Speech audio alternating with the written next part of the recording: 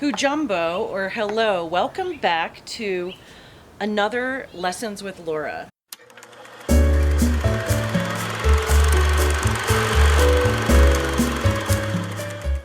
Today's episode will focus on South Sudan, which is one of the newest countries in the world. So I'll be telling you about the top 10 things you need to know about South Sudan. Number one, the Nile is the major geographic feature in South Sudan.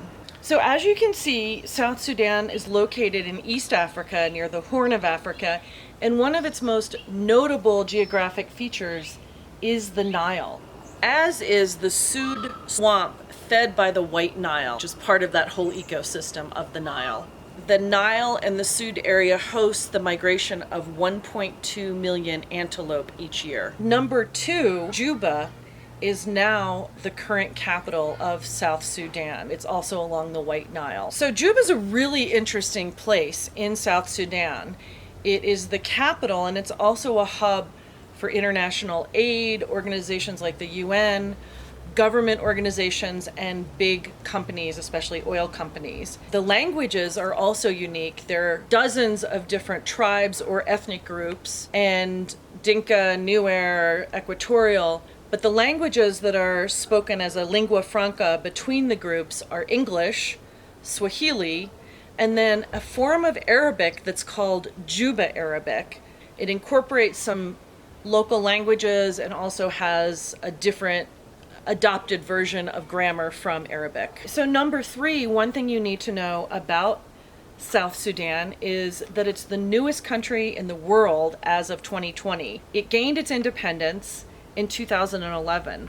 I actually had the privilege to visit in 2005 under the Comprehensive Peace Agreement, the CPA, which actually led to its independence in 2011. Number four, a really important thing to know as a precursor to South Sudan is that John Garang was the leader of the Sudanese People's Liberation Army, acronym is SPLA. Now it's SPLM, the government organization. But unfortunately, John Garang died in 2005, and so never got to play that fully realized role in independent 2011 Sudan. He died in a very controversial helicopter accident after visiting President Museveni in Uganda, who's a close ally, but he did not take the official government plane, so there's still some controversy surrounding his death. His impact on the young men, the so-called lost boys of Sudan, still remains, and he's a revered figure in many circles. Number five, ethnically, some of the biggest groups in South Sudan are the Dinka, Nuer, and Equatorial groups. South Sudan is very ethnically diverse. That's something important to know. The majority of the population is Nilotic, which is one of the four linguistic groups on the continent of Africa. And South Sudan is thought to be the Nilots' original point of dispersal. In fact, the word Nilot comes from Nile. Two of the major so-called tribes, or what I would call ethnic groups, are the Dinka and Nuer people. And some focus on the stereotype of a long-term tribal conflict, but there's really sort of a politically fueled conflict that does have ethnic dimensions. Some of the groups, in addition to the Dinka people, the Nuer people, which are historically nomadic pastoralists, there are also people of the Equatorial group, so many other ethnic groups in a small but diverse country. Number six, Sudan has seen a lot of ethnic and political conflict since its independence from the Anglo-Egyptian condominium from 1884 until 1951. So after 1951, there have been civil wars between the North and South. The root causes of some of these civil wars are ethnic, religious conflict, resource conflict, particularly over the Nile. I talked about the White Nile earlier, but also over the oil.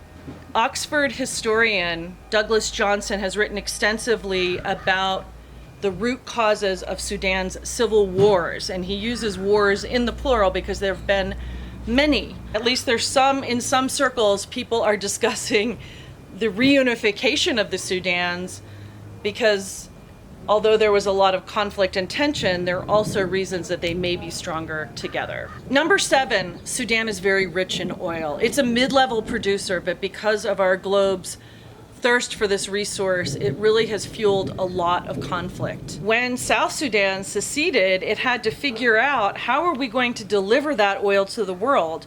In Sudan, they have access to the Red Sea. But in South Sudan, they had to go through Kenya and figure out, are we building a pipeline to Lamu? That's a lot of area to cover. Will it get damaged? So even the delivery of the oil has been controversial. But the oil itself there's always a question, is it a blessing or a curse? Number 8 that you should know is that oil is very controversial as to whether it contributes to development or not. Some circles will say it's only extracted, it's another scramble for Africa resource, the new scramble for Africa of extracting resources. Others will say there's the potential for it to develop locally. But some people use the term black curse, in that it's led to conflict and not always led to a higher GDP for the local population. Number 9, it's important to know that there was underdevelopment of South Sudan during the Anglo-Egyptian condominium, or during the colonial era. Sudan received most of the education. Khartoum, which is the capital of Sudan, was really the hub of Sudan, and South Sudan only had 16 kilometers of paved roads. It was really left to the missionaries. And there was something called the Sudan question. How should we develop the country? And you can follow up more with that in my description notes. Number 10, South Sudan, unfortunately, is one of the largest producers of displaced people in the world. It also actually hosts refugees, which is kind of unique. But there are 4.3 million displaced people, both refugees and internally displaced people, or IDPs. One of the very well-known lost boys of Sudan, now found men, Valentino Ashek Deng, wrote about the plight of the young men who fled Sudan in What is the What, which has become a best-selling book. Really, really deep analysis of that history of migration and what happens on that kind of journey. I was fortunate to meet him at the Conference on World Affairs. I highly recommend this book, not only for the history and culture, but it's just a great and very moving story about resilience. If you're ever having a hard day and you read this book, it will make you realize the kinds of trials and tribulations that the Lost Boys faced.